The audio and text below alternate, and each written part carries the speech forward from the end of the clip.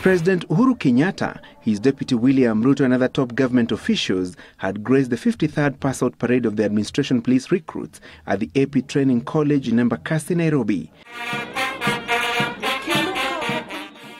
3,221 men and women joining their colleagues in uniform to secure the country's borders, citizens and their properties,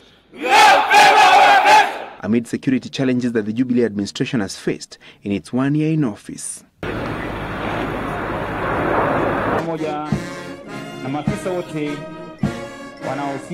The fresh law enforcers showcasing their skills in carefully executed drills, whose key highlight was a parade that Kenyatta, who is the Commander-in-Chief of the Defense Forces, inspected.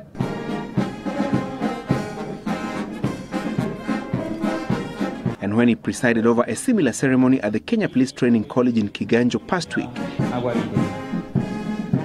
Kenyatta gave persons in illegal possession of weapons a 2-week ultimatum to surrender them before the government swings into a disarmament operation. 1 week has since lapsed. Mchezo sasa tumeweka chini. Yule ambaye bado ako na silaha arudishi. Kwa sababu yule ambaye hatafanya hivyo ni kumaanisha ya kwamba yeye mwenyewe amekubali ya kwamba ni adui wa taifa, ni adui wa wananchi wa jamhuri hii yetu ya Kenya.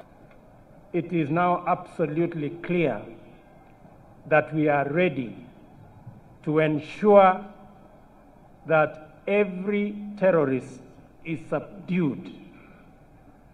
Every cattle rustler is brought to book, and every criminal made to account.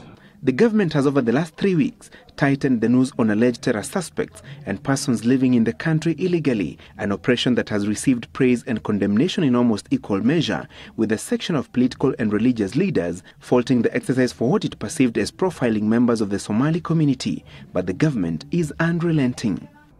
We as a government will resist the temptation to fight a war of religion or ethnicity. This nation was built on the hard toil of 50 years, and it will not be divided by the atrocities of fools and murderers. Tusiingize siasa kwa mambo ya usalama. Police officers handling the Usalama Watch operation have been accused of violating the rights of the suspected illegal immigrants and using the soups to loot and demand bribes. That any officer who goes wayward or who commits an act of indiscipline, then therefore the National Police Service will not hesitate, and through my office we shall take firm, decisive action.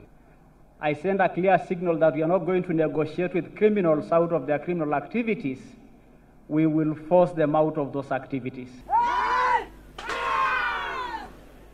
Incidents of mugging have been rampant in Nairobi city centre and other major urban areas. The administration police force has established a contingent of officers that will keep its eyes on the muggers. The team will have armed security men patrolling the city streets using rolling skates.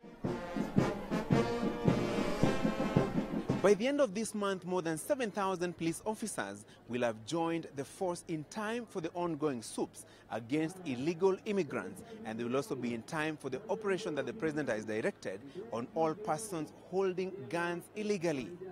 Francis Gachuri, Citizen Live at 9 at the AP Training College, Embakasi, Nairobi County.